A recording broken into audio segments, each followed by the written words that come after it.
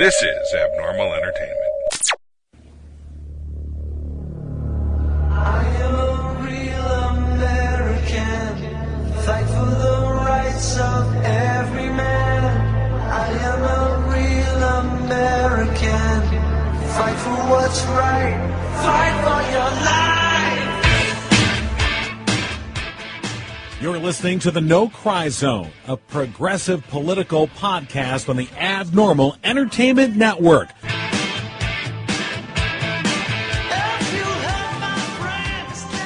And welcome to the No Cry Zone.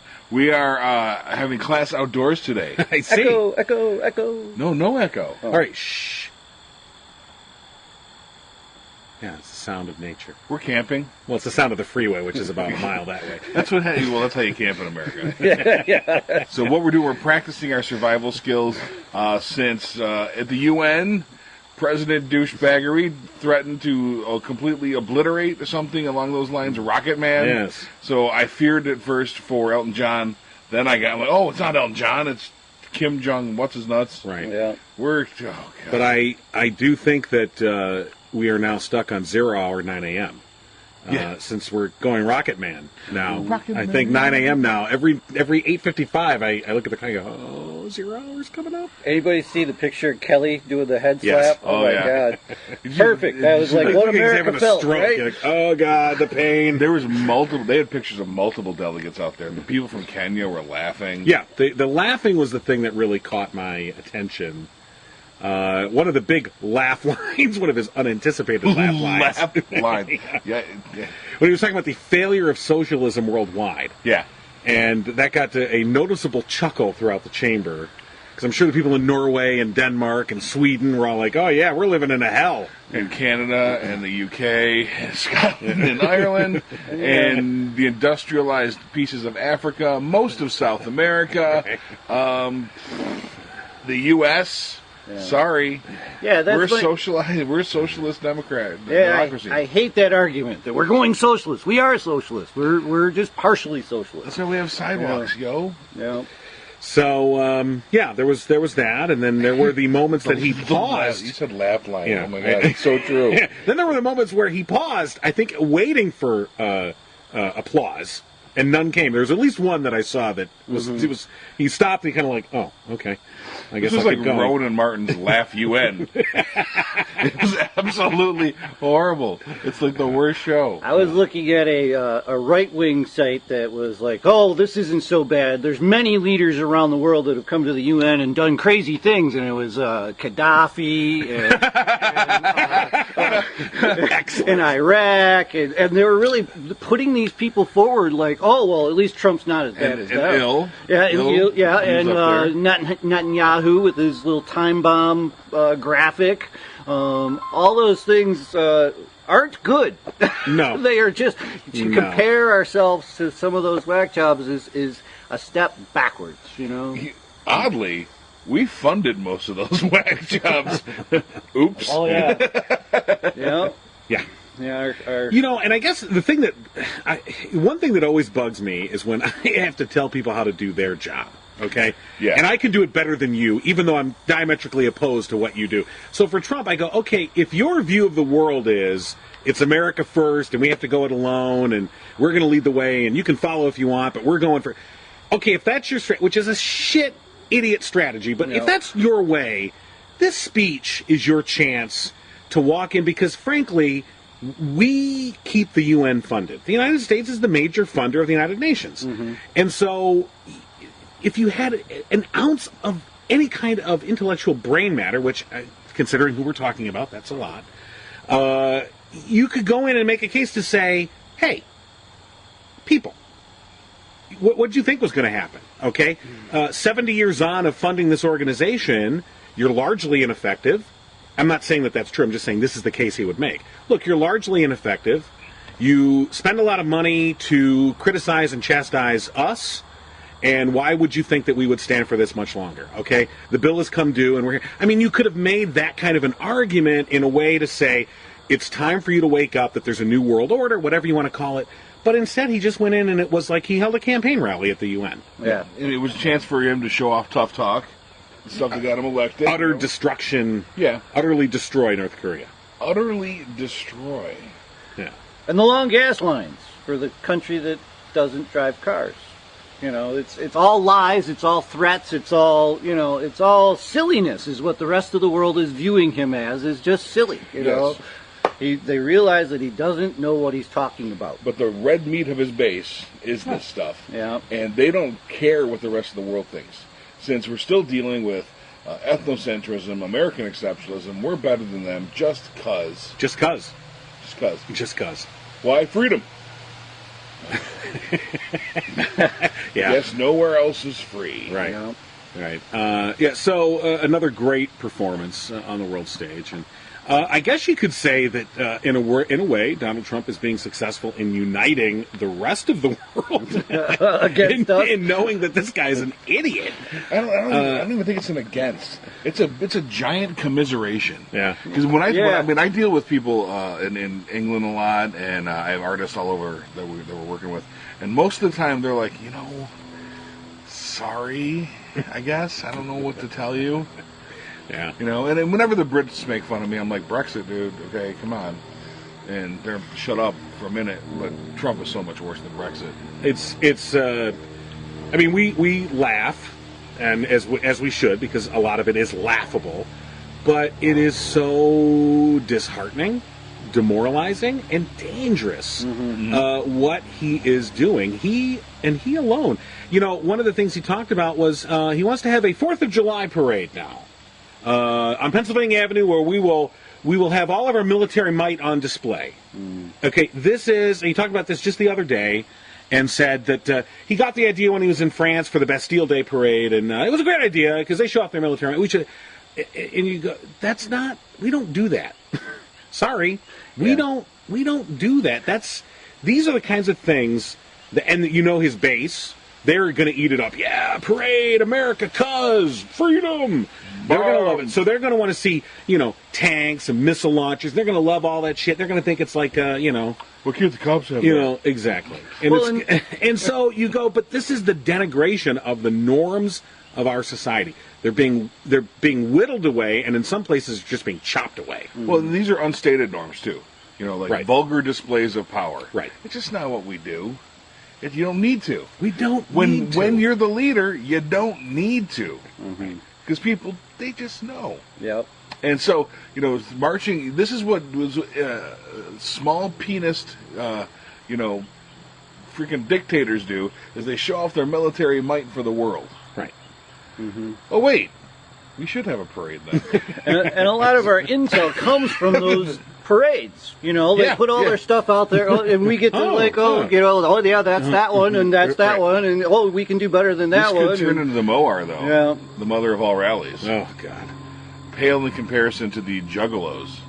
Well, that was an interesting gathering. Did you guys ever look at The that? Juggalos, yeah. Yeah, so the Juggalos, of course, the fans of Insane Clown Posse and Twisted and other painted clown rappers. Don't ask me. I'm not judging taste, because I like Faygo. I like Faygo.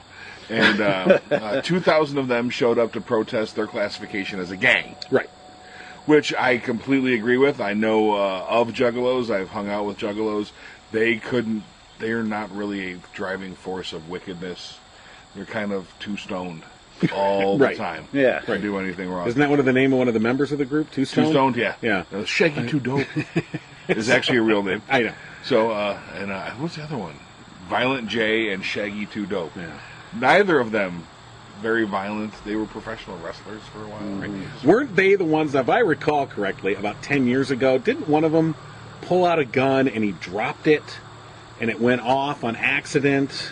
There was some sort of a throwdown in a parking lot, I want to say. Probably. And he tried to pull his gun out and it fell to the ground and it fired and everyone was like, ah. Probably. And it was like very embarrassing. I mean, they're literal clowns. Yeah, right. Like literal clowns. And while Trump is doing this, Russia is actually, speaking of misfires and parades, they're doing one of their largest military exercises right now. And I don't know if you guys saw the footage, but some guy, they just walking along, they just blew up the thing right next to him. It's pretty cool footage, but they don't care who is knowing about this, and that was a precursor. Another large military exercise was the precursor to the invasion of Ukraine. Yeah. And that's what our nemesis is doing with his military might. That's only a nemesis to some. Yeah, I guess. Okay. All right, a correction needs to be made. Oh, this just in. Okay. All right, so this happened in 2001. So first of all, it was 16 years ago. Wow. Secondly, it was Eminem. Okay. He had a confrontation with an associate of Insane Clown Posse, and Eminem pulled out a gun, and it fell to the ground and misfired, and then he got charges. And well, anyway. So Glad we got that straight. I want to get that straight. That's important stuff. Yeah, 16 years Michigan later. rap feuds, intense. Oh yeah. Michigan rap feuds, Eminem versus ICP Oh, versus boy. Senator Rock, all of them. Yeah. Just, eh. So But we had to mention that there's the 2,000 Juggalos in the mall in Washington D.C. Right. At the same time as approximately 200 to 300 Trump supporters. I think you're being generous. there for the mother of all rallies, Yeah. is what they were calling it. Right. Playing off the Moab. Right, and then the Black Lives Matter group showed up to protest the mother of all rallies, and so he just had another great, wonderful, spectacular. And what was that whole thing where they were all spaced out along the gate, like making a perimeter? Did anybody see that? Like the 168 people at one point all spaced themselves like 8 feet apart on the gate, like creating a perimeter. And I was like, what are you guys doing? They're just standing there looking tough, Protecting the president from your words. From their words. Boy, those people that come. Okay, Ain't no words getting by me. that's right. I can't even read. I'll swat him down before I see him. Oh dear God. This is where we are as Yeah. Americans. This is where we are. But we got some interesting news this week about one Paul Manafort. Oh, And Yeah, I think Bobby 36 is getting closer. he's Bobby getting I real like that close name. now. Now, I mean, up until this week, you're sort of like, I think it's. I hope. I don't know. Now I know. Now we pretty much know. So we learned this week that the FBI had been wiretapping Paul Manafort since 2014, by the way, based on his work with elements in the Ukraine. When the strongman, I think his name is Viktor Yanukovych, basically crushed the freedom, the democratic, movement that had begun there, and he crushed it. And of course, he was a puppet of Putin, and Manafort was working for him, and so there was some shenanigans going on. The FBI intelligence community was able to get a wiretap on Manafort. And by the way, I mean, they take these. They don't just go. They take it before the FISA court. Yeah. And the FISA, And a judge has to say, okay, they have to make some sort of, demonstration that there's a reason for this, some sort of probable cause. And so he's been wiretapped since 2014. When it expired in 2016, they went back and said, yeah, we're going to need it for just a little bit longer. And the judge said, sure. Now, it's that second wiretap that, the renewal of the wiretap, that is most interesting, because by then, the judge had to have a real good reason to say, yeah, keep going, because this was a person already involved in Donald Trump's campaign, had been his manager, and, to say, yeah, we're going to continue to wiretap this guy, you have to have a good reason. Yep. Because the judge knows there's political intrigue involved here. So he wants to step carefully, he or she wants to step carefully and not do anything just because. So, hoping it's a conservative judge. well, yeah. So we that point, now know that he was very well wiretapped through early January, and he was speaking to the president. Which the president denies. Of course. Now, as soon as I saw this news, I instantly knew that the Trumpelstiltskins were then going to use this as justification to say, see, he was right, Obama was wiretapping him. Of course, which is complete bullshit, because Trump said Obama had wiretapped the Trump Tower, which was false, and it was not Obama that sought this wire, it was the FBI on their own investigation, and it was back from 2014, and it wasn't on Trump, it was on Manafort, but you know what, close enough.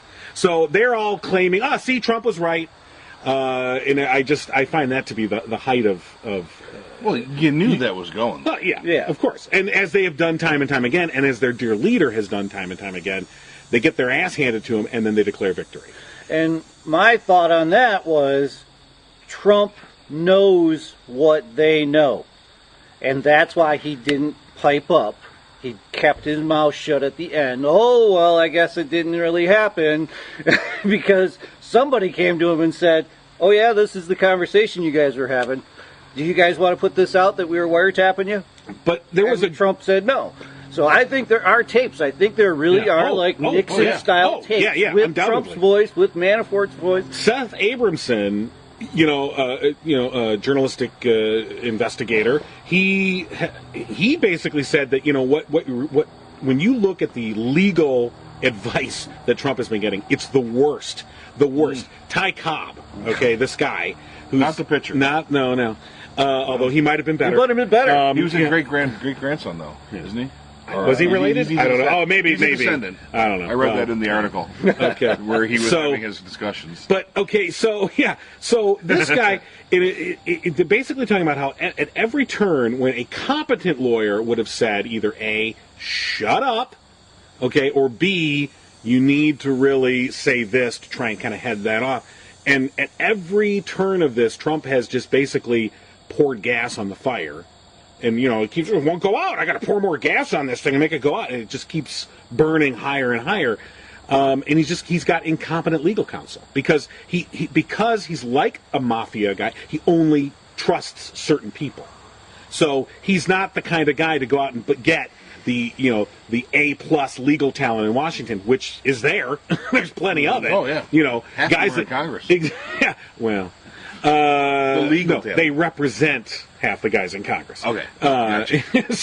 But there's top-notch legal talent out there, but they're not getting it. He's still using his in-house, his buddy system, the people he knows, people he's comfortable with, people he can trust, and they're all fucking idiots. I mean, you had this Ty Cobb and this other guy that were discussing legal strategy at an outdoor. Did you see that? Yeah. Discussing legal strategy at this outdoor restaurant. Lawrence O'Donnell from MSNBC he got a picture of it. Yeah. Like, okay, snap. What are you doing? And he could overhear what they were saying. Mm-hmm. I mean, what idiot? What idiot? And by the way, mind you, I love what I saw in response to that. The Trumpelstiltskins then said, "Oh no, it was a trap. They were really saying fake things to lead them off." And you're like, okay. Yeah. This is, okay, no. Now we're back to Rocky and Bullwinkle. Yeah. Because that's a Boris and Natasha move. Right. And how many times did they win? Yeah, right. Pretty much never. It's just, As often as the coyote. Right. Roadrunner. Right. Oh, yeah. Oh, my gosh. The only one who won in Roadrunner was Roadrunner and Acme. They made a ton of money. Yeah, they did. Where did Coyote get all that money from anyway? He must have had a hell of a credit card. Was meth. it from the cartoon? I thought it was meth. He selling meth in Arizona. It was Southwest. Coyote in Arizona. He's a coyote. He's a running illegals. He was literally a coyote. He's both kinds of coyote. God, it's so just what the. Come on. So and his name's Ty Cobb. That should really kind of tell you everything. I'm not going to hire Ty Cobb. I'm not going to hire Al Kaline. I'm not going to hire Satchel Paige. I'm hiring none of these people. Maybe for like my all-star baseball team, but not my legal team. I'm going with the legal team of Cosell, Staubach, and Namath. It's so the other issue about Manafort was reportedly that one of Mueller's investigators... Kid Rock's coming, hold on. Okay, sure. That's great. He's on the podcast. Senator Rock. Senator Rock. We can only hope. Dang and dang dang. We should send out a feeler. We should contact the kid and see if he wants to come on by. The show? Oh, Yeah. sure. He's probably next door at your neighbor's place. Yeah, I know he's out here every once in a while. Shooting Wait. No, he's not around. And you are a pot-smelling machine. He does have teenagers. John is the divining rod of all things, stinkweed. But one of Mueller's investigators basically told Manafort, "You're going to be indicted." And that was done on purpose, by the way. That wasn't some accidental thing. That was done on purpose. They don't make accidental things. Right, exactly. They do things on purpose. Right, exactly. It's a trap! Because, it says, it basically says, don't leave the country. Yeah. You cannot destroy any evidence or anything else. You're under surveillance. And, your time is coming. The clock is ticking. So I think... To get him to roll, maybe, too. And that's the key. That's what Abramson was talking about. That one of the key things that he suspects they're hoping will happen here, because Manafort, what they do, this is the standard procedure. You find somebody that's kind of at the key of the conspiracy, the person you think you can most nail, and you throw every fucking thing you can at them to say, you're going to spend the rest of your life behind bars unless you flip. Right. And Orange is the new you. Until. Right. And they're hoping that Manafort will flip. Now, maybe he won't. Maybe he's a loyal, soldier. I don't know. They tried it for Flynn. Flynn so far has remained silent. Flynn got some backup from the White House, though. Right. To say that we'll pardon you or whatever. Right. Until we realize that's impossible. There's not a thing you can do. Yeah. One can't pardon yourself. Well, and that goes back to Mueller, again, wisely, working with the state attorney general, prosecutors in New York. Right. To make it a state charge. And not the feds yet. Not the feds, because then, F you, Trump, you can't, you're not going to pardon your way out of anything. And how about the Facebook thing? Well, Facebook was quiet for so long, right. Nothing happened. Now it's actually, the actual memes are coming out that were used. The targeting, the Cambridge Analytica, the Jared Kushner saying we're going to micro-target these people, the voters' logs being downloaded, and, don't you think that will put the nail in the coffin as well? I mean, nail, but again, now you're dealing with stuff that the average Trump doesn't get or care. Yeah, that's internet stuff. But I don't care about them. Yeah. Screw them. Right. So, do you think? But is Facebook coming out now part of the Mueller plan? Did they hold back on purpose? I think so. I think they were cooperating behind the scenes, but Mueller did not like what he was seeing. You know what I mean? And yeah. I think Facebook was playing that cat and mouse game because of their customers, and just like Google does and Yahoo does, they try and put up that brave face of, oh no, we're going to protect our customers. And now it's like, no, we've got enough, and this is what we're going to do if you don't give it to us. Right. I saw a great comment on Twitter that said, okay, so Facebook can notice a nipple within 13.4 seconds of it being posted, and will, hold a count or reject a picture or delete a post, but $100,000 in, fake Russian propaganda. Right. No problem. They noticed that in 2.3 seconds, right. And then spent it trying to find nipples. And... that may be the best explanation I've heard so far. And 100,000 doesn't sound like much, but if anybody's ever boosted a post on Facebook, $20 will get you pretty much exactly the people that you type in there. So maybe 3,500, 4,000 people with right. $20. And a good point to that was, I think it was ProPublica had an article out this week where they were able to buy ads on Facebook and target them to people who thought that Jews should burn in ovens, that Jews were at the center of all conspiracies, and so they wanted to know, can we buy highly racist, violent ads? I mean, can we buy ads targeted at those groups? And Facebook, the way their algorithms are set up, they were, basically if you typed in these things, they would tell you, like, okay, using these search terms, you can reach, 60,000 people. So when they originally had put in Jews should burn in ovens, like a couple hundred, and I guess there's a threshold. Facebook says, well, you have to reach a threshold before we'll let you buy this ad. So then they said, well, Jews rule the world. Oh, well, you've hit the threshold. Thousands and thousands of people will be hit by this ad. And they purchased the ads, and then they just put an innocuous ProPublica thing in there. They just wanted to see, will this go through? And it did. Now, they contacted Facebook, and Facebook was like, oh, shit. And went and they supposedly readjusted their parameters to take out these things. And they said, well, it's an automatic algorithm, so we're adjusting it.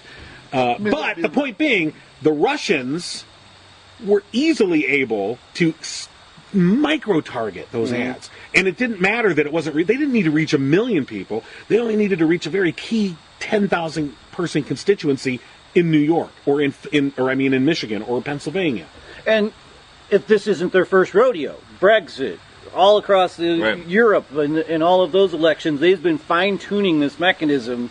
And then, in my mind, someone had to have been on this side to get the targeting that they had. It had to be the voter rolls. It had to be... No. Here's the targeting. The same way as Jews will rule the world.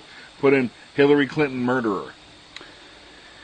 They were going far deeper, from what I understand. But you can start there. Yeah. And we could brainstorm a list of terms to hit anti-Trump people. Yeah, I did play with that. Like, if you just type in your terms when you're boosting a post, it's kind of fun, the things that will pop up as an automatic fill-in, like you type in Jew and it will add in 6 other words that are, some are good, some are bad, Right. It's just what other people are typing It's in. brainless, and that's the whole point of it. That's why it works for Facebook. And that's why I can't get too on Facebook, because it is an algorithm, and you have to have someone out there posting this stuff to have it recognized, come up.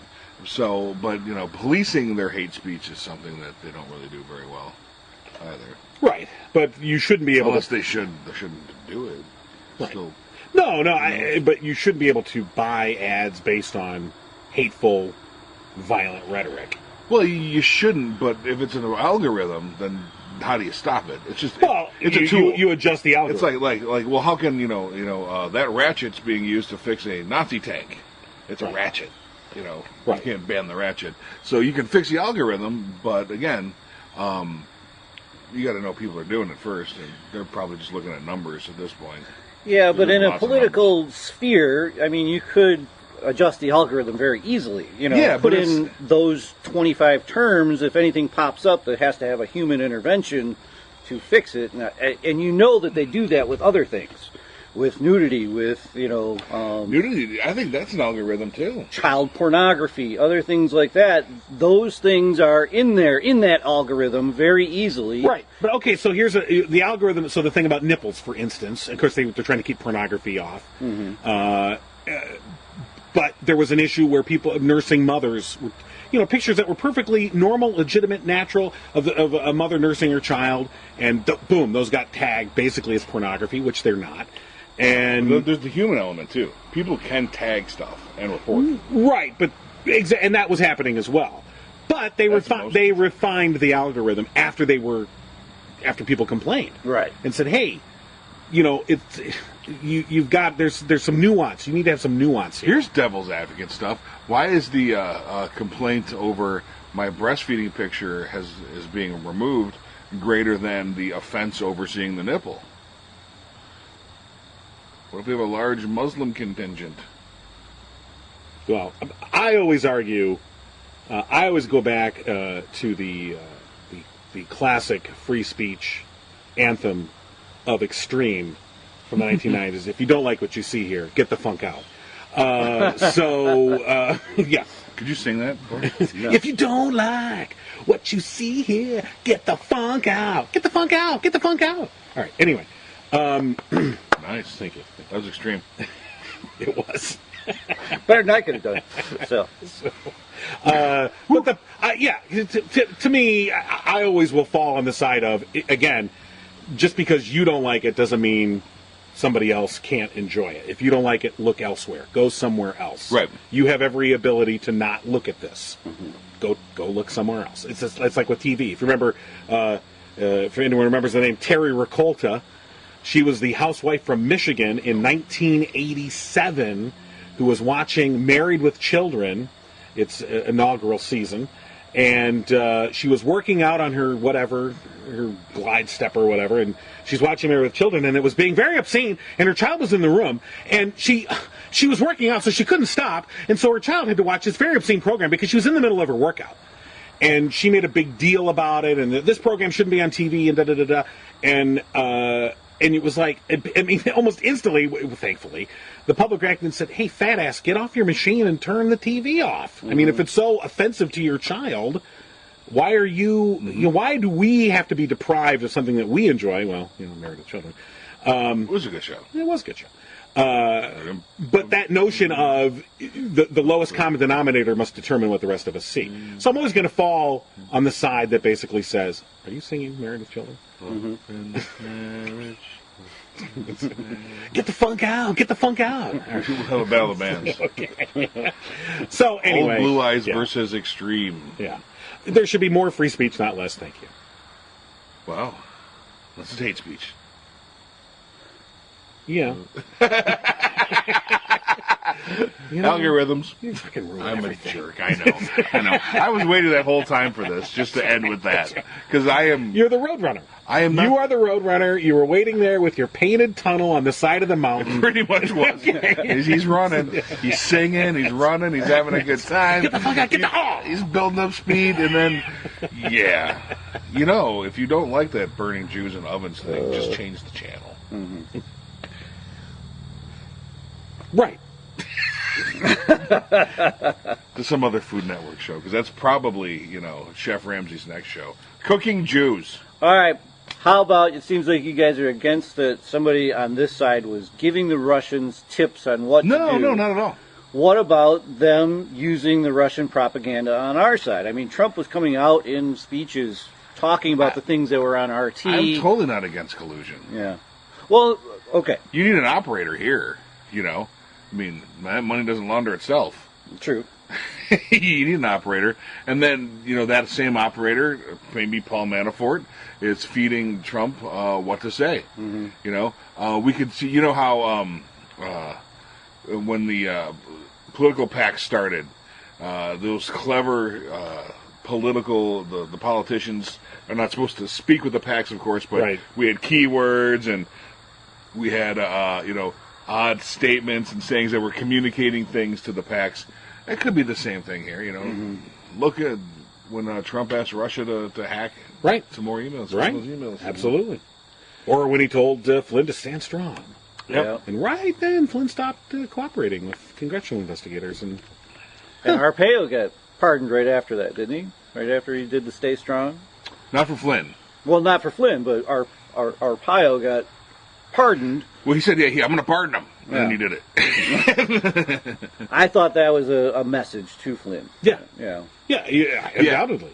And to everyone else. And everyone else. Hang in there, buddies. I got you. Yeah. But but again, they think Mueller. They don't know what they're up against. They really don't. They're probably laughing that he's seeing the state's attorneys. Like, those are just states. Oh my God, he's going on the wrong.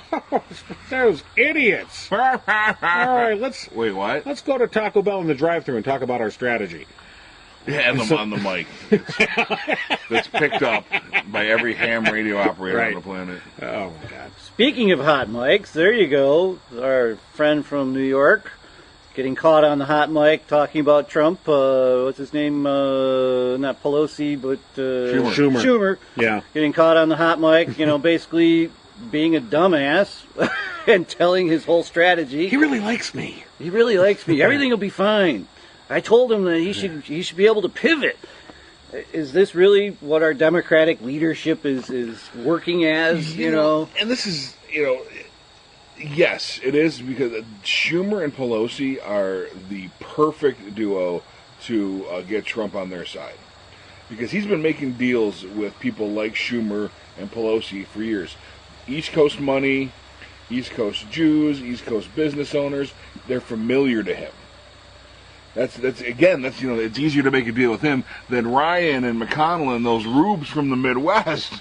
They're rubes, I'm telling you, rubes. Mm-hmm. So he's talking to Chuck Schumer, and they're talking, Yankees. They're small talk. Yep. They're the train, the D train, and that was a quote that he couldn't he couldn't even make small talk with McConnell, and here Schumer comes along, and they're the best of friends. It's a love fest. And it's it's a one-sided love fest, of course, because he's being played.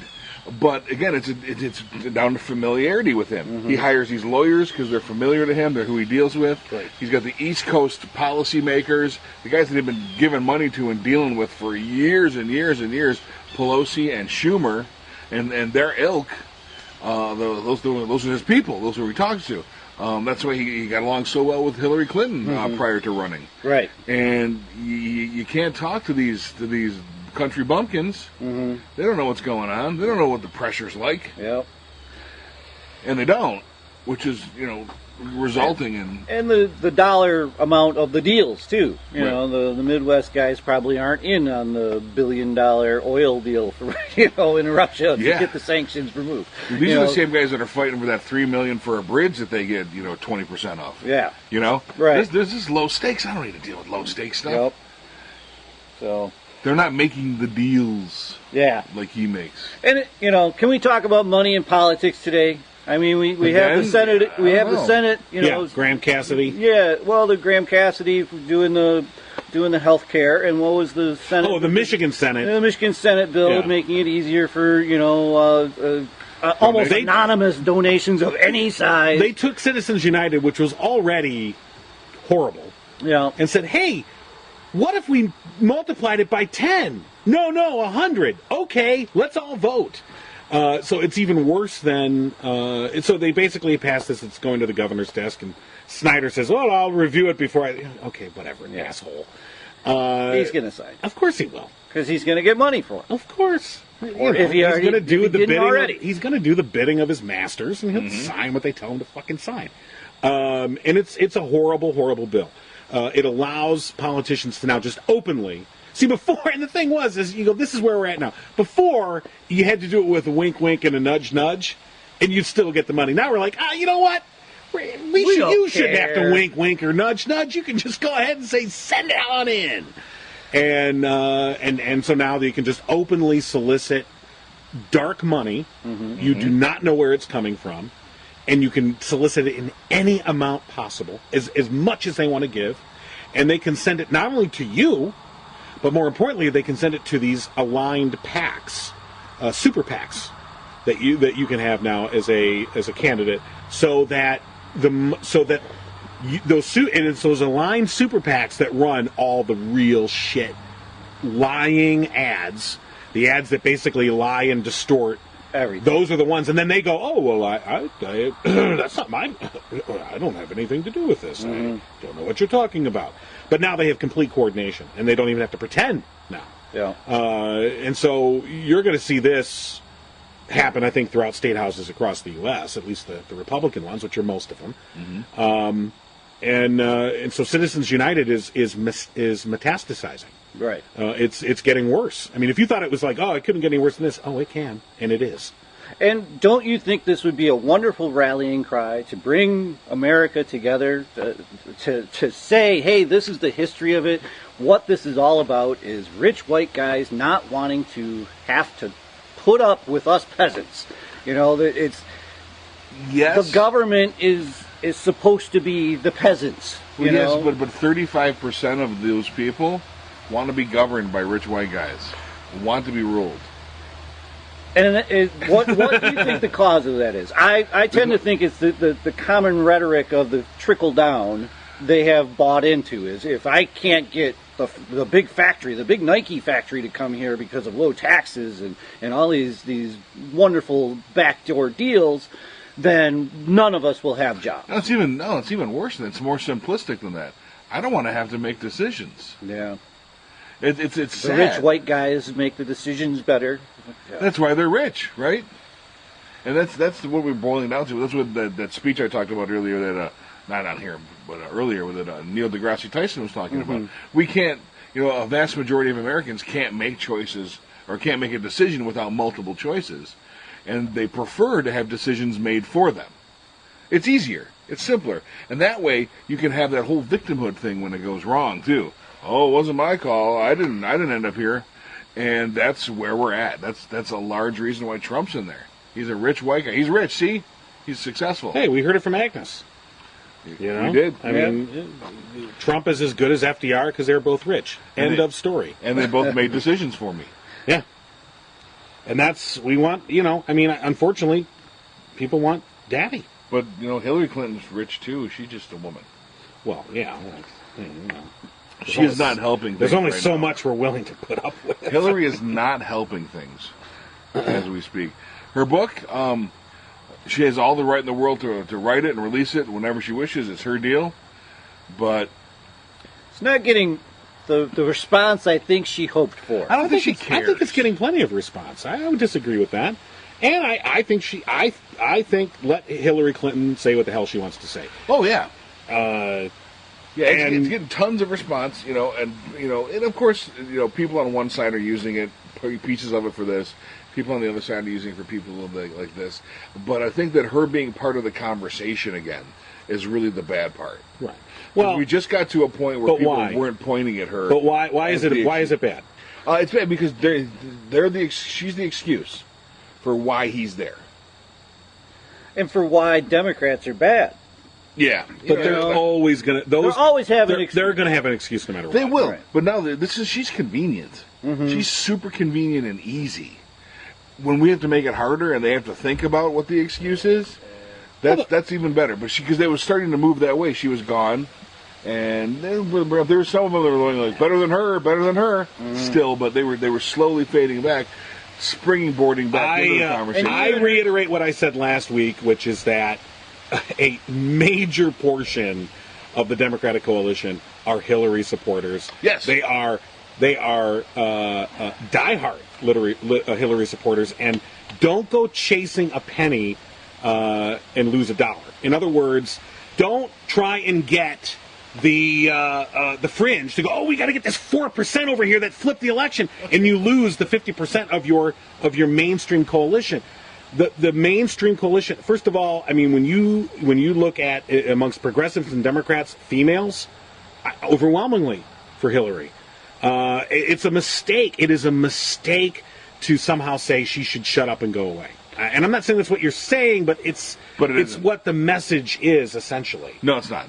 The message is she needs better timing, is what the message is. Which is what I said last week. Yeah.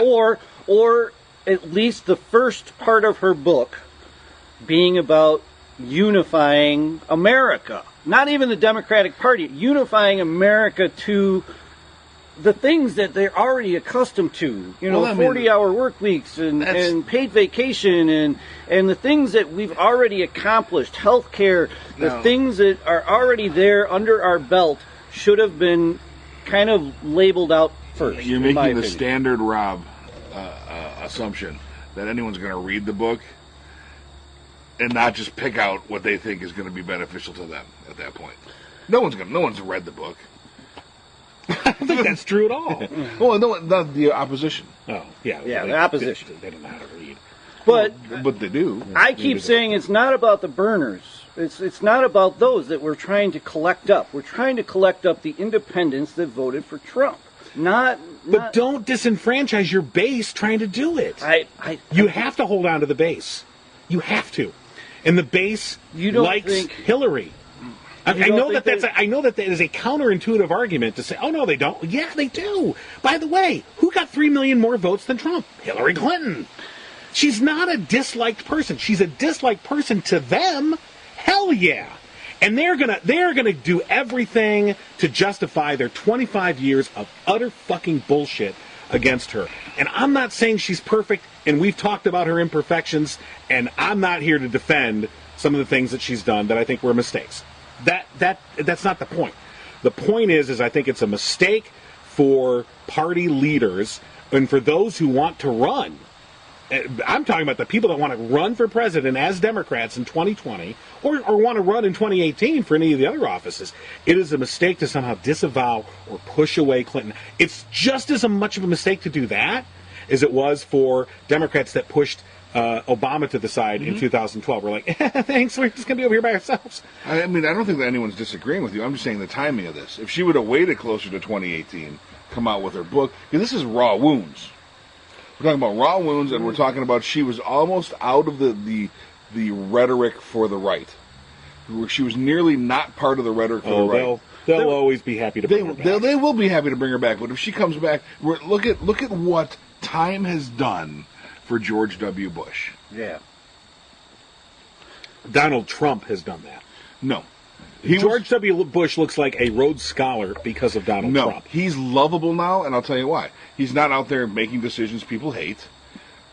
There's no memory in America for history, even recent history, and he seems like a nice guy when he's not the president. He seemed like a nice guy when he was the president. Right, and then now that's all we have. So he's the dancing guy at the funerals that, Michelle Obama has to hug now. Right. He's our lovable buffoon. Before he was our dangerous buffoon. But time has turned him into this lovable buffoon. But, okay, time would mellow the rancor for Hillary Clinton. Someone like Hillary Clinton, and this maybe goes right to your point, she doesn't care. That's not her thing. Is unlike Bush. I don't think she really gives a shit I don't think he does either. I don't think she cares how she's perceived. I don't think he does either. I think he does too. No, not really. But it doesn't even matter. I mean, I don't think he doesn't do anything. It's not like he's out with an agenda. No, I think I don't think he cares. He's best friends with Bill Clinton. They developed a friendship, which is bizarre. He paints pictures of wounded soldiers. Right. He's turned into because they haunt his dreams. But yes, anyway, but that's redemption, and we're nothing if not a redemptive sort of. I know. I'm not disagreeing with your description of it. But if she was, I'm just saying this book is new and in your face, and she's still raw and in everybody, and it's still there. Mm-hmm. It's all still there because it should be, and it should be. But 2018, it'll be a little mellower, and that way, when 2018 comes back, if people are a little more mellow, then she's campaigning. Then she's look. If we I see your point, but I would say that if we can't sustain our outrage for another year at this fucking monstrosity that is running our country right now, then we don't deserve to have a change. That's not the point. I mean, people need to get off their ass and go vote. That's not the point. And if they're not going to, because somehow Hillary Clinton made them feel bad. Then it's not the point. Okay, so what is the point? The point is you can do it at any time, and we should be able to do that. But there are best times. There are best times. Maybe there are, maybe there aren't. But so let's say you're going to put an attack somewhere, and you choose the night with the full moon where it's really bright, and you get some SEALs. What kind of idiot would do that? When really 2 weeks later. Yeah. It's really dark. Oh, come on, Luke. If you're going to throw out completely impossible scenarios like that, I just don't understand. I'm saying, but there's a best time to strike. So I'm going to release a horror movie in Valentine's Day. No, I'm going to do it on Halloween. Right. When I can maximize it. Unless your horror movie is Valentine's Day. Or Easter. The Massacre. Wink, wink. Wink. Why? Is there some sort of a horror movie with an Easter theme? In March 2018, you mean Rotten Tales starring Corey Nemec? No. Okay. 2018, you say? Corey Nemec? Huh. Dominic Swain, Corey Nemec, Billy McNamara. March of 2018. March 2018. Rotten Tail. My thing was, you even heard it of the pundits that when the right wing would start to bring up Hillary, they would slap them down. They would say, we're not talking about Hillary right now. That is over. It was an easy slapdown, and it was an easy slapdown. They could smack him down and go on back to policy. And now Hillary, just timing. Care or not care about Hillary. I say that she did exactly what she's accusing Bernie of doing. She left the Democratic Party, and now she's sticking a knife into it. She's opening up that wounds again to make this separation totally even bigger. She's not. No, I disagree with that.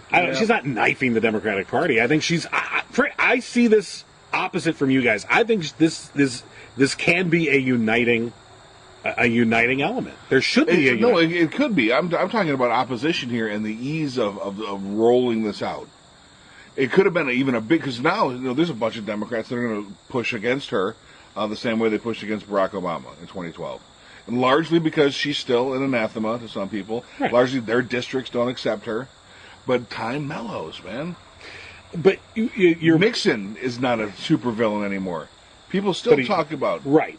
You're right about that, but he, of course, should be. He should be, but he's not. All right. It's how it works. But I think that with Clinton, I think that the fact that it is still raw is exactly why it's important that it comes out now, because because it's still current events. It's not history yet. But and it should be current events. We should right now be asking the questions exactly what the name of that book is. What happened? What happened? But you're not, I mean, yes. And who better than her to say? Yes, in a perfect world where people were competent and literate and they liked, historical things and they paid attention and they had critical thinking skills, yes. And there was no such thing as Fox News and Sinclair Media. I'm literate. I have critical thinking skills.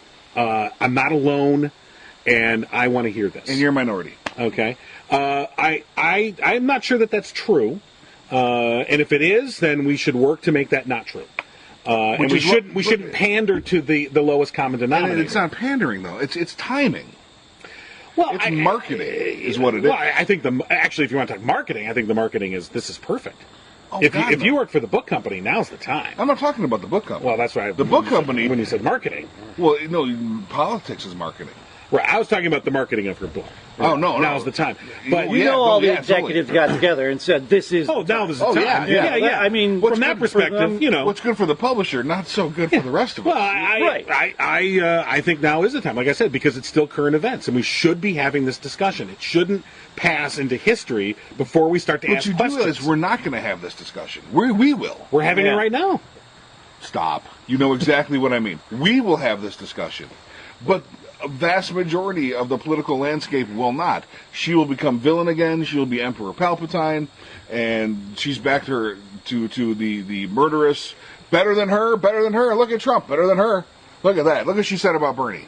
Well, and that's the rhetoric. Okay, but look, she's made the round of all the talk shows.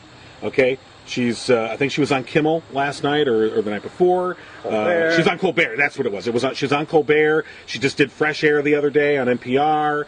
She's going to be doing all these. She is out there. She is making it's more than just, here's my book, pay me money. No. She is out there talking about this, and it's getting in front of a national audience that otherwise. But now you're putting words in my mouth. I'm not putting any words in your mouth at all. You say it's about the book coming out and money, and that's no. That's not it at all. I'm saying that the message of the book, what she's trying to say exactly of this is what happened, because this conversation has to go on right now. You can't wait. 12 months from now, I think would be the wrong time. I almost feel, because I think the conversation will have moved on. I think people will be ready to go. They'll be looking at 2018. They'll be looking at 2020. They'll be like, oh, that's so 2016. Now is the time to have this conversation. But for the people who have to learn, not the 3 million people more that voted for her, for the people that need the message, they've moved on. Wait, what people are you talking about? The people that everyone that voted for Hillary Clinton doesn't need this message. Okay, the 63 million? Yeah. Right, the majority of the country that voted. Right. So we need the people that didn't, right? Okay, so the 60 million or so that voted for Trump. Sure. Okay. Whatever it is. And the vast majority of those 60 million, there's no way they would ever vote for any Democrat, period. Right. So what's the whole point? We need to utilize her when she's most available and most accessible to the largest amount of people. Is now. I disagree. I think it's right now. I think that if she went to Colbert or Jimmy Kimmel a year from now and said, oh, I got this book, I think they'd be like, yeah, thanks, we're done with you. It'd be boring, you're so yesterday. Yeah, it's still top of mind right now. This conversation's going on right now. With who? With the country. With Mueller, with the politics, with the Senate. Okay, no, those are different conversations. We're talking specifically about the Hillary Clinton conversation. And utilizing her as an asset for the Democratic Party. As it fits into all those other political considerations. It is. I mean, look, it's all part of the same conversation. The Mueller investigation into what happened in 2016 is ongoing and continuing. And that is playing out in the Senate because Donald Trump wants to fire Mueller. So the Republican Senate, the Republican-run Senate, and the leaders in the Senate, they're under pressure from one end to let Trump fire Mueller, and on the other end, they're under pressure to you can't fire Mueller. And so you've got that battle going on. In the meantime, you've got Cassidy Graham, which again the Senate leadership is trying to push through. It's all part of the same conversation, but to the point of what happened in 2016. There's no one better to talk to than Hillary Clinton because it happened to her. And I think now is the time because it's still fresh in our minds. It's still happening. We don't even know yet. We have no idea. We're getting dribs and drabs precisely because Mueller is so competent. He's not on Jimmy Kimmel. He's not doing late night with, So we're getting dribs and drabs as best we can, and we don't know the full story. And I think it's for us to sustain the conversation. And basically, when I say the conversation, it is this. The 2016 election was a farce and was a black stain on our republic. And the result speaks for itself. And we have to make sure that never, ever happens again. I look at 2018 and I go, I am really fucking worried that in 2018 and then in 2020, it'll just continue down this same path. It's not going to be a correction. We're all hoping and praying that in 2018 or 2020 that, I'll come to our senses and say, we don't want this, and there'll be a correction. But with gerrymandering and everything else that's in place, and if we don't really know, and the Russians are damn well situated and motivated to continue their interference in our process because it works. It worked and it works, and they're going to continue it until we make them stop. And we won't make them stop until we know what happened. So, we know what happened. But how do we eliminate the perception that this is Clinton's sour grapes? there's nothing you can do. It's not for those people. It's for a lot of people. I think that the people that say, oh, this is Clinton's sour grapes are people that likely did not vote for her and never would vote for her. Well, no, don't say that. There's many people who voted reluctantly for her. Yeah, I was going to bring that up. Well, as in every election. I mean, come on. Yeah. How many times have you gone in the voting booth and gone, well, better than the other guy? The Clinton vote could, in many places, been an anti-Trump vote, not a pro-Clinton vote. Yeah, I agree. So the notion that this is... Just like the Trump vote for a lot of people was an anti-Clinton vote. Right, but he's not writing a book about how he lost. Well, he doesn't have to. Right, that's what I'm saying. So there's lots of factors going into this that we're not looking at. One, there's the sour grapes factor. Two, there's the female factor. Where is she just this bitchy woman now? So there's already there's so many misogynistic ways to view this. I think it's misogynistic to say that somehow a woman who has been wronged, that when she brings it up and says, I want to talk about how I've been wronged, we go, not now, honey. Yeah, exactly. There's people that do that. But isn't that what you're saying? Yes, that there are people doing that, is what I said. No, okay. But you're both making the case that she shouldn't be talking about this now. Now, yes. She should be talking about it, just not right now. Okay. Well, I think we're going to have to agree to disagree. Obviously. I see it differently. I think now is the time, and I say go for it. We'll see how it works. I've seen some of her interviews, and I'll have to give her kudos for some of the things that she says that aren't in the book. You know what I mean? And she is out there doing those democratic rallying. She could do that without a book, too. And she could do that without a book. And that is my point about the whole thing is it is... I don't want to put it in derogatory terms, but it is. This is all the things that went wrong in my campaign, and what all the right-wing people are claiming and laughing about is not one of those reasons is I messed up. She is not taking it on herself, saying, hey, our message as the Democratic Party wasn't strong enough. Our coalition to, get all the senators wasn't strong enough. And it could have been a unity message along with, hey, did you know that the Russians did all this stuff? And do you know, it turned into a little bit of a cat fight, in my mind, about the details of the election. Versus 63 million people voted for her, are on her side. We need 70,000 more to win the next election in the right 3 states. She's not helping getting those 70,000 extra at this point. The interviews are. But the book is not helping getting those 70,000 extra. The evidence. The interviews wouldn't happen without the book. Yeah, they would. No. Yeah. Yes, they would. No. No. The book is the vehicle by which she gets on. Not that she couldn't, but she wouldn't, and it just would. It is the convenient vehicle to have her on. It is the convenient vehicle to talk to her. I would not have heard a 1-hour interview with Hillary Clinton yesterday on Fresh Air on NPR if she didn't have a book out. Mm-hmm. And a book, by the way, and a book specifically detailing what happened just last year. And if it's necessary to have a book, then the approach to the book. I mean, it just it rings of if you don't know better, and most people don't know better, it rings of bad sportsmanship. And most people don't know better, Maybe they don't, but I don't. Like my dad, I can't sign on. For example, well, you don't have to because there's a bunch of million people who hate her, and they're going to sign on. They're going to hate her. They're going to hate her anyway. They are exactly. But it was fading, and so like my dad. classic example. Has no clue about Mueller. Has no clue about Russia investigations. What's she doing back? I voted for her because I didn't like Trump, but I don't want to talk to him. What the hell? And I'm like, oh, see, and I don't talk to him about it because it just gets me angry and I want to punch him. But well, and that's a very easy out for many easy outs. Easy out. We don't think. Yeah. You know? It's just an easy out for them. But I think you're assuming that if somehow this book wasn't there, that there would be some magical transformation that it would. I don't think that that's true. No, it was. No, it's not magical at all. And you don't ascribe it as such because we were seeing it decline, seeing the usage of her as the scapegoat decline. They'd be more than willing to bring her right back when they need her. That's a magical assumption. All as right, well. here, let's do I'm this. basing that on experience. Devil's advocate. Well, I'm basing observation on it declining. Right.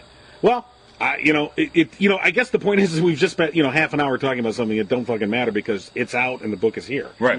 But reverse the situation where Clinton won and Trump did the same thing. What would you be saying? It'd be different because he's a rube idiot entertainer. And that's what everyone. Well, first of all, the book would would be ghostwritten. Yeah, true. Okay, But, It would be how he really won, right. and no one knows it yet. I sometimes think that nobody wants to, examine the criteria of the other side on how they're going to play this. Well, he's held to a different standard too. True. He's an entertainer. Well, and so is she. Yeah, they're two different standards they're held to. She's held to the standards of politician and world leader, and he's held to the standards of circus clown. Yeah. Do it between Bernie and Hillary. Bernie, I think Bernie would have had a more favorable response to the book. it's an easy out. That's all I'm saying is it stole the air. They're now talking and laughing about, I even, just last night, a police officer, Facebook post calling, liberals bad. And, it's an easy out back to these stupid memes that they're watching in 2016. Yeah. We can't combat that. We really can't. All we can do is push her out there to put out a good message, not versus. Which these interviews are doing. Which I'll agree with John in that respect. The interviews are there. The book may be the impetus, but the approach to the book could have been flawed. Could have been done a little better. If we're talking about unity. I haven't read it. I don't know. Well, I've just read people who have read it. I've read their synopsis. Well, and her interviews and whatnot, I have seen quite a few of those. Right. Well, look, Democrats and progressives are going to have to. Well, I don't want to re-argue what I've already said. I think that the base of the Democratic Party, the base of progressivism, likes Hillary Clinton. They support Hillary Clinton. I think it's a mistake to not acknowledge that and use that. No, that sounded. Again, I'm not going to re-argue that. That's not it at all. Okay. They're not. They are being acknowledged. Yeah. We are trying to use them.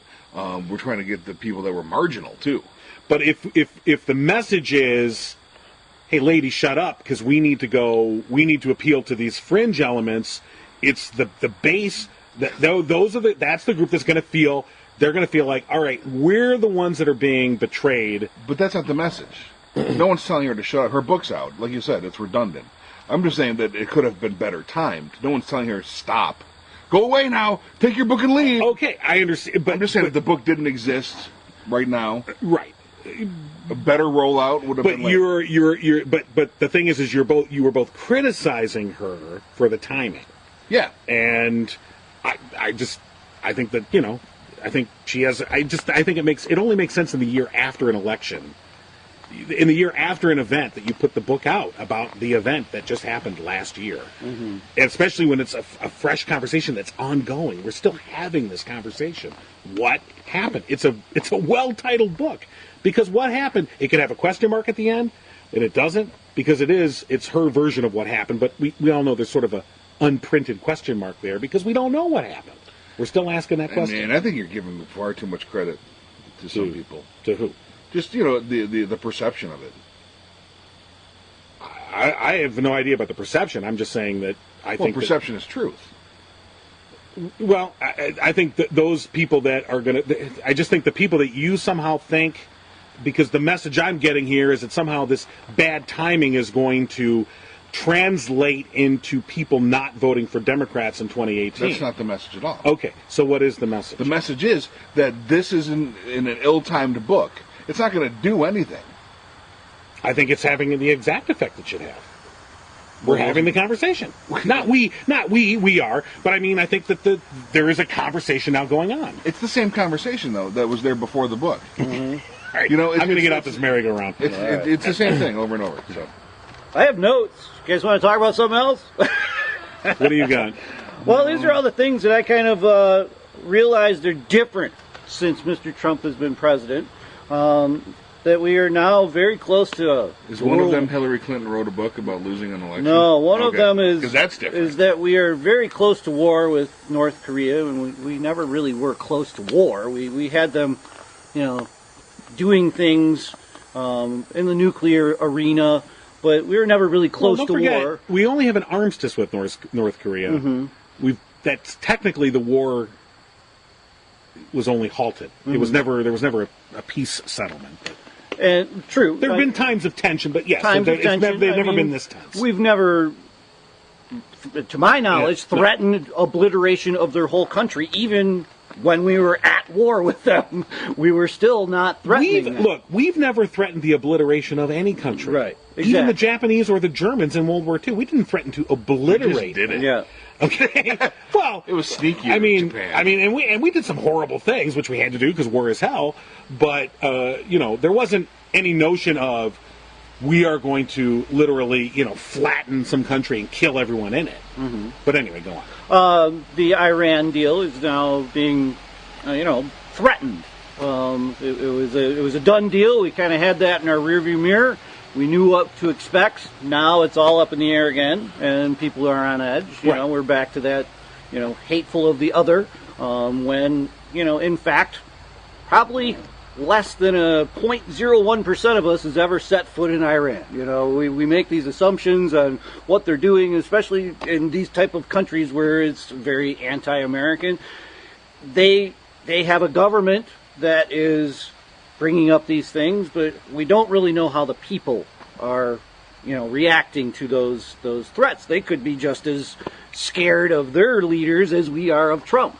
And here we have two. By all accounts, they are. Yeah, we have a Trump, and we have these hardline Iranians that that is their goal. Same as Russia is destabilization of the the UN and. But the hardline Iranians are being kept in check by the moderates who were emboldened and empowered by this nuclear agreement. Exactly. And now the Iranians, basically, and Trump he's sort of made the insinuation that maybe we'll be done with this. Mm-hmm. So the Iranians are like, well, then I guess we should start thinking about restarting our nuclear program. Right. And already they're beginning to think about it. By the way, they've twice now at least have been certified in compliance by the UN. Right. They are following what they said they were going to follow. And the biggest inspection crew ever. I mean, we used to get like 10 inspectors in. Now there's hundreds of people that are flooding into that country that can go and inspect all of these things. I think they filled some of their reactors with cement. There's all of these things that went on that were in the rearview mirror and now are back in our face again. But the point is, Trump is giving power to the hardliners. Right. The very people he seemingly is against, he is helping. Well, I mean, that goes the same with North Korea as well.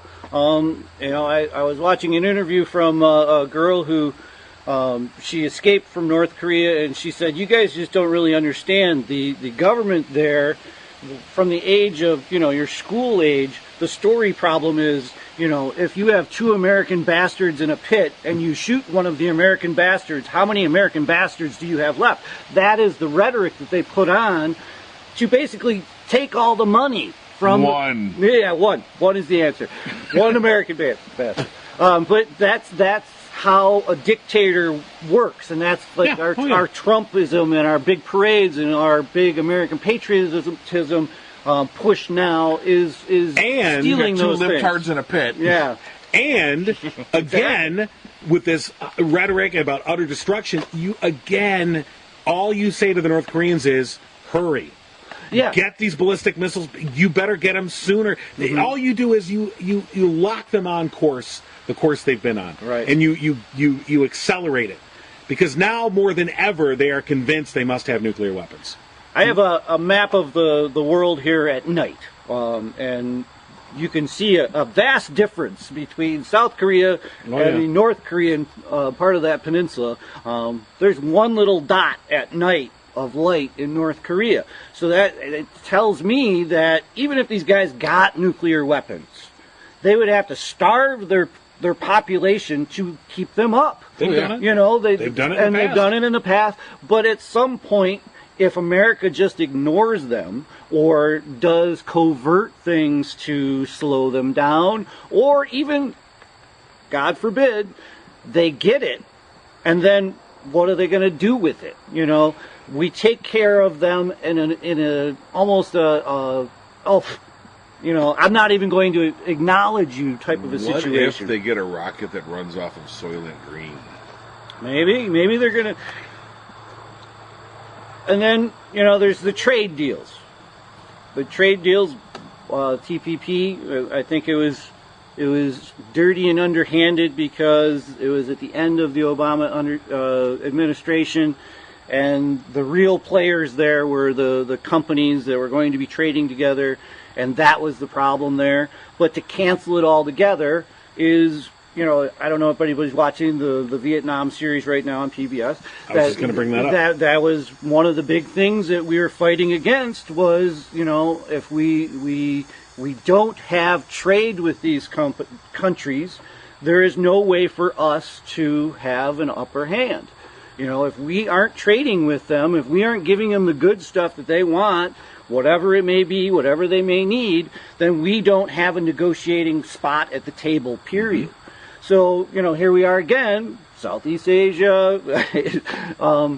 You know, TPP was a foot in the door that we never had before, and now it's just completely off the table. America first, patriotism. Right. And, you know, I'm not saying that all of these deals are perfect and that the politicians are the right ones to be negotiating these deals, but there was a reason for it. But there are reasons for all of these things. And there's a great TED Talk out there, if you guys are interested in TED Talks, about how trade works now. You know, people all think that it's, you know, Mexico trades with America and that's it.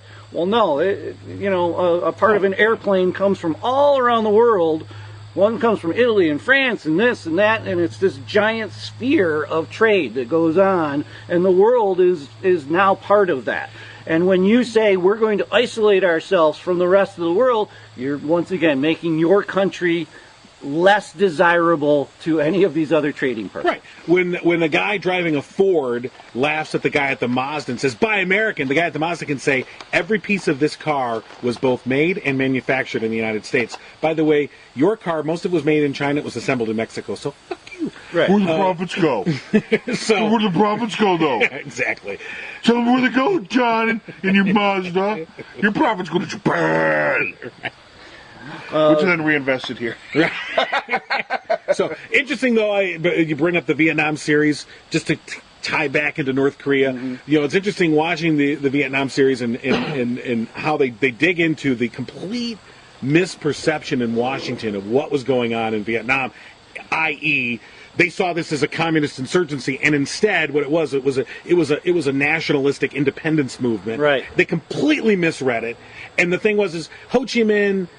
He went to the communists because everyone else told him to get lost. He's finally like, all right, fine, I guess somebody's. But he was all about I want my country to be independent. Right. That's what it was, an independence movement, and we completely misjudged what it was. That this was the end of a colonial era, and we were seeing it as, oh, it's a communist takeover. We have to stop. And so we talk past one another, and we think we don't understand each other's motivations, which is exactly what happened there. And that's exactly what's happening in North Korea. I blame the French on both counts. Well, fuck the French. We had never heard the term fake news before Donald Trump got into office, or before Donald Trump started campaigning. There may have been fake news, but it wasn't a scapegoat for anything that you don't like. Right. You know, I think that is a huge change in our country, and that has put us at war with each other. Fake news has directly impacted my job. Wow. Because now students don't believe anything. Yeah. Like, well, what's a peer review? There's a bunch of people who don't know anything. Like, you are just going to kill you. Exactly. Fake news, not the literal definition of fake news Right. that is false, but just the term, the concept fake news is now used as a response to anything you either A, don't agree with, or B, don't understand. Right. Generally B. Generally B. Which is back to age-old arguments. And the whole, it's almost like a crucifixion of a not perfectly white race here in America. Like anybody who's a different color is now suspect again. Because of the rhetoric of the rapist coming from Mexico. And he even just said a few weeks ago about his wall, like, it was in the middle of the Houston freaking hurricane. He's bad-mouthing that we're getting the worst people from Mexico, and there's lots of people that are coming across, and blah, blah, blah, blah, blah. These type of things are very small footsteps in dictatorship, is creating a Jew in the Hitler world, a person that you could blame all your problems on instead of the right people that were actually taking the jobs. And once again, go to that TED Talk. It talks about automation and where the jobs have really gone and how and why they went there. And it's eye-opening to hear a critical thinker who is involved in this. He's stationed in Mexico. He's lived through NAFTA. Had to deal with it all. The guy knows his stuff, and here he is trying to tell people, and it is, argued upon. That's how fake news. Fake news. Ted's an asshole. And all the threats. Our government never used to make threats. Our government didn't have to make threats. We were the badass government that could just, by putting, an ambassador. So just by putting an ambassador or an embassy in your country would be enough to squelch many smaller warlords and their little petty bullshit. Just by having the American presence there, it wasn't I'm going to come and get you and rain down Armageddon. It was, hey, we're here. You guys going to, clean up your act or what? And that has it's like a lack of forethought in our president. I really don't hear anybody else doing it other than him. I don't know about that lack of forethought thing. He seems pretty reasonable to me. Oh, yeah. He thinks through everything, especially his tweets. That was my next one, John, is the tweets to persuade opinion instead of congratulatories or consolations, sorry about your loss, sorry about the hurricane. Those were what the government put out as a statement quickly to be, on time with Obama would put out a tweet, hey, we're really sorry about, the hurricane or whatever. But now it's completely changed. But that's just a change in our mode of communication. I mean, his grossness, his grossness. Thank you. 144 times 144. Well, how many American bastards then are in the pit? If you shoot one, there's one. Okay. No, I'm just saying, his crassness and what he says through Twitter is obviously at the forefront of what we're seeing here. But to communicate via social media as a president, as a leader, that's never going away. Yeah, that's here to stay now. That's baked in the cake. But nobody had picked up that baton yet. You know what I mean? Nobody really had to persuade. I mean, like Obama had, Obama had a Twitter and whatever, but it was like it was handled like an official Twitter, and that it wasn't him necessarily. It was somebody from the communications office, saying, it is, Happy Secretary's Day or Happy Office Professional Day or whatever. When that was staffed, and you would have to go to a credible source. Let's say C-SPAN to actually watch the speeches, the speeches that you wouldn't normally see, to get his position, to do things, and that allowed you critical thinking. I talk to people who increasingly think it's a good thing. They argue, it's a good thing that they don't have to go through the media anymore. They can just talk right to the people. And you say, yeah, but the point is, I I mean, I don't say this to their face, but the point is you're all fucking idiots.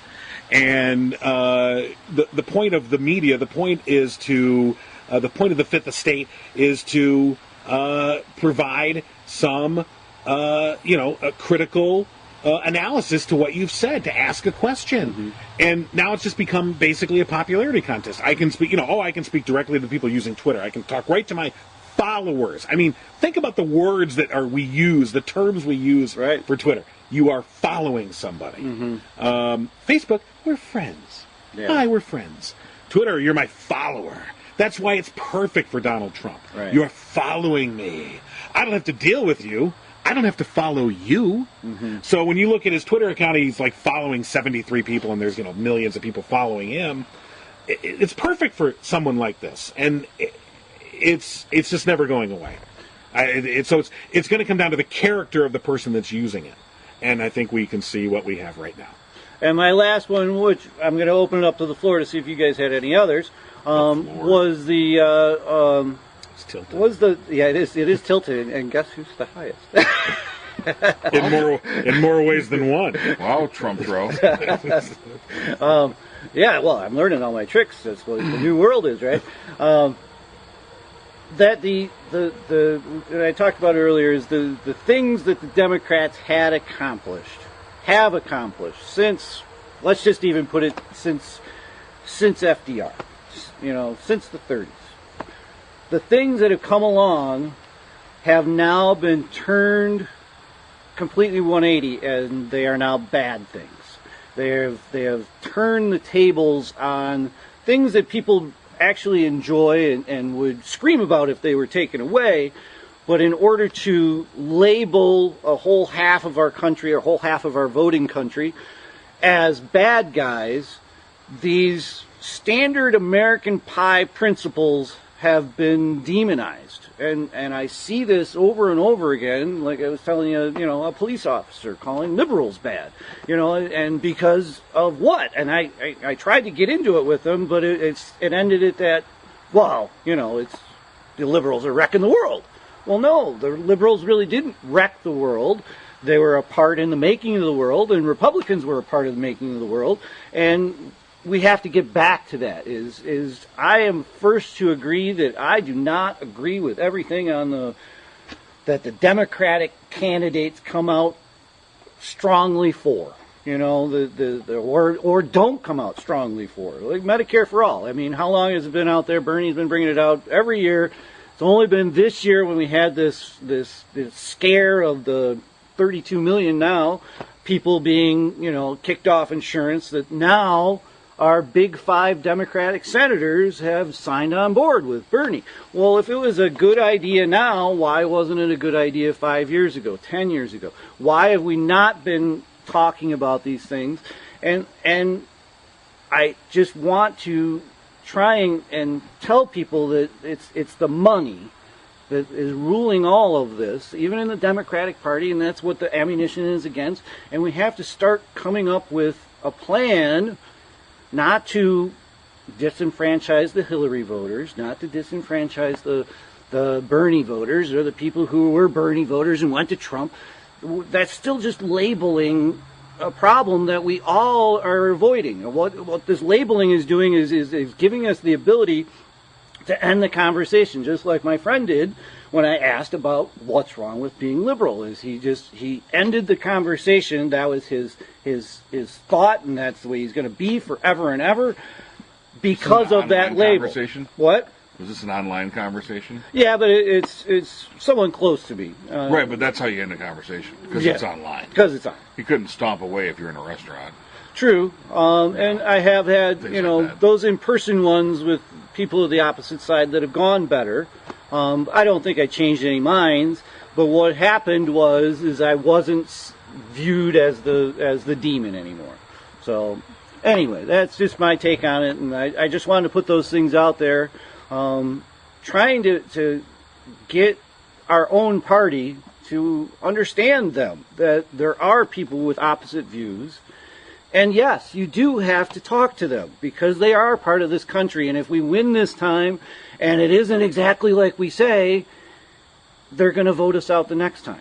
You know what I mean? They're going to have those sour grapes. Well, the Democrats said they're going to do all this. Instead of talking towards an American as a whole, we're talking to our own base. We're talking to our own followers. And it's driving me nuts. It really is. That's what drives me nuts about Hillary. And I don't want to go back there again, but that's what's driving me nuts. Is she's talking to Democrats. She's not talking to Americans. I'd quickly say that there's irreparable damage in the labeling. Yeah.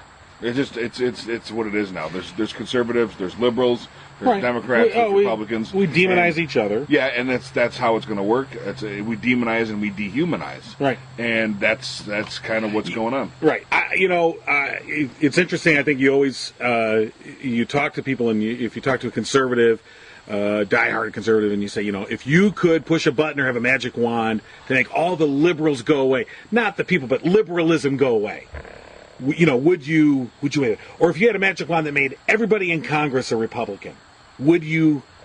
Yeah. And I think there's a lot of Democrats that be like the same thing. If you said, if you had a magic wand that made everybody a Democrat suddenly, well, yeah. And I'm like, no. Fuck no. It is the balance between the two that makes us great. That's what makes America great. And it is the balance between the two. And balance between a businessman and a hippie, and one that wants to have a society that's free of money, and one that between those two ideas is the best one. It's the 55-45 split. It's always I think that when we're best when we're a 55-45 country. In other words, when a Republican administration's in power, they're running at about 55-60%. When a Democrat, it's the same thing. It's close. It's close. It's a 5 to 10 point swing either way. You're getting now people that are having these notions of it's all or nothing. It's all or nothing. Yeah. I want it all, or fuck it. And we have the result. That was the Bernie side, the Hillary side, the Trump side, the Bush side, the Marco side.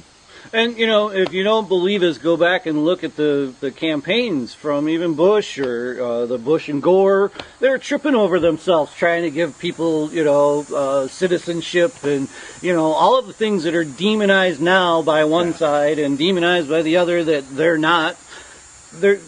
We used to be a much more centric nation, and we have to stop talking to our followers. We have to start talking to Americans.